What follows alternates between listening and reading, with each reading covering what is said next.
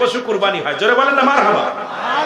দোয়া করেছিল যে আজকে আমার একটা পশু কুরবানি করার কারণে আমার ছেলেটা কুরবানি হয়ে গেছে, আমার ছেলের জন্য দোয়া করি আল্লাহ তাকে তুমি নাজাত দাও, আর এই জমিনের মধ্যে যেন হাজার হাজার গরু কুরবানি হয়। রব্বে কারিম ওলি আল্লাহ দোয়া কবুল করেছে। আর আজকে বাংলার জমিনে সবচেয়ে বেশি কুরবানি সিলেটের জমিনে হয়। সিলেটের মানুষ বেশি লন্ডন আমেরিকা, এক একজন 10টা 15টা 20টাও জবাই করে কুরবানিতে, খালি একটা দুটো না, প্রতিবারই কুরবানি করে। কারণ এদেরকে লন্ডন বাংলাদেশের দ্বিতীয় লন্ডন বলে সিলেটের মানুষকে। যদিও গরিব মানুষ আছে, তবে বাংলাদেশে যেখানে যাবেন কয় দ্বিতীয় লন্ডন হলো সিলেট, ঠিক কি না? আপনাদেরকে লন্ডন বলা হয়, লন্ডনই বলা হয়। তা সুতরাং এই লন্ডনের জমিনের মধ্যে যে পরিমাণ গরু জবাই হয় এটা বাংলাদেশের অন্য জেলায় হয় না। এই দোয়া কি কবুল হয়েছে? যারা গরুর গোশত খাবা আর অলিদের বিরোধিতা করবা, অলিদের বিরোধিতা যারা করবে ওদের এক পিস গরুর গোশত খাওয়ার অধিকার নেই। এক পিস গরুর গোশত খাবি না, গরুর গোশত খাবা আর নাকশাটা অলিদের বিরোধিতা করবা, এটা চলবে না।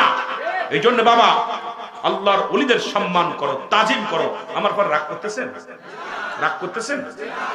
আমি আপনাদের সত্যটা বলে গেলাম, এখন মানা না মানা আপনাদের ব্যাপার। এই জন্যে এই জমিনটা ধন্য, সিলেটের জমিন।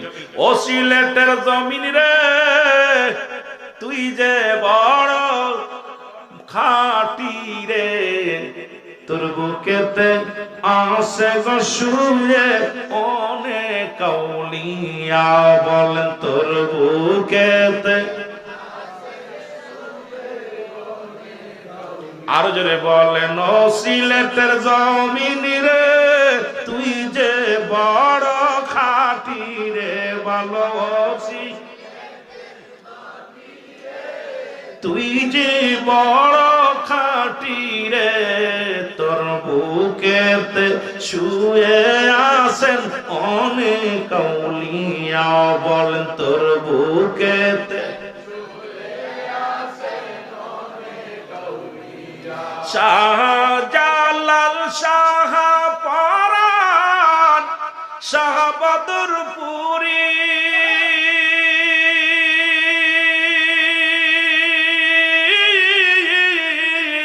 এই জমিনটা করল ধন্য শত আল্লাহর ওলি। শাহ পরাণ শাহ জালাল শাহ ফুলতুলি,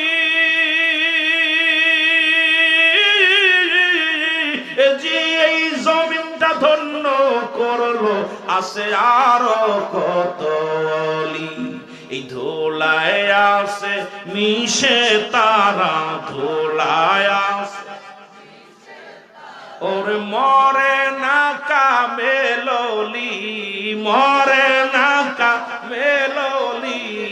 ও সিলেটের জমিন রে তুই যে বড়, আরো জোরে ও সিলেটের জমিন তোর বুকেতে শুয়ে আছে শত আউলিয়া, হর তোর বুকেতে।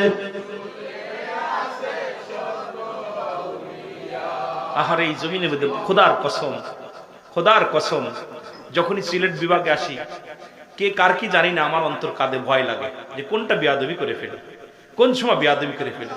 কারণ আমার ভিতরে কেন যেন একটা ভয় লাগে যে এই জমিনের ভিতরে এমন আউলিয়া ছিল যাদের কথা বাঘে শুনেছে, যাদের কথা সাপে শুনেছে। সাপ জঙ্গল থেকে বাঘ আছে, বাঘ সম্মানের সঙ্গে চলে গেছে ফিরে। এ ভাই শাহ মুস্তফা যার কথা শুনে বাঘে দৌড় দিছে, কয় এই বাঘ, কথা বুঝিনি। বাঘ কয় হুজুর মাফ চাই, কথা বুঝেননি রে। আর আমরা সেই দুই পেয়ে মানুষ কেমন যেন তাদের সঙ্গে বিরোধিতা করি। আমার বাজানেরা সম্মান করবেন তাদেরকে, আমি আপনাদেরকে বলবো ভালোবাসবেন। আল্লাহ আমাদের দয়া করুন, জোরে বলুন আমিন। শাহজালাল ইয়ামিনী আসলেন 360 জন আউলিয়া নিয়ে। তখন নৌপথ বন্ধ, উনি ওই আপনার ওই কোথায় সুরমা নদীর কিনারে এসে দাঁড়ায় গেলেন। দেখেন রাস্তাঘাট হাঁটতে হাঁটতে এসে কাশিয়ে বন দিয়া, জঙ্গল দিয়া, পাহাড়ের কোল দিয়া এত কষ্ট করে এই বড় বড় পাহাড় অতিক্রম করে উনি আসলেন। পাহাড়ের মধ্যে পাথরের আঘাত খেয়ে 360 জন আউলিয়া নিয়ে আসলেন। আসার পর রব্বে কারিমের ইশারা হয়েছে সিলেটের জমিন চালু করতে হবে, সিলেটের জমিনে ইসলামের দাওয়াত দিতে হবে। এই জমিনের মধ্যে অগাছা আবর্জনা ভরে গেছে, এখান থেকে এই আবর্জনা সরাইতে হবে গরু গোবিন্দের জন্য। ছুটে আই শাহজালালের নির্ভীক সৈনিকেরা কতল কর গোবিন্দরই মুর্দা গুন্ডা খানা। জোরে বলেন ঠিক কিনা? শাহজালালের পাক ভূমিতে যারা আসলো ভাগ বসাতে, শাহজালালের পাক ভূমিতে যারা আসলো ভাগ বসাতে, ওরে আবর্জনা কতল করে সুন্নিয়াতের ফসল ফলা।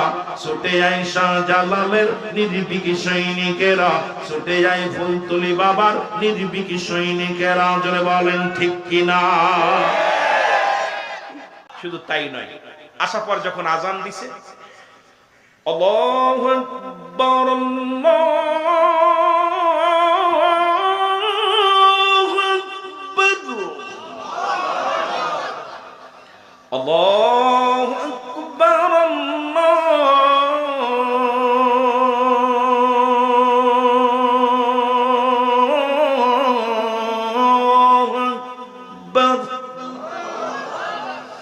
আশহাদু আল্লা ইলাহা ইল্লাল্লাহ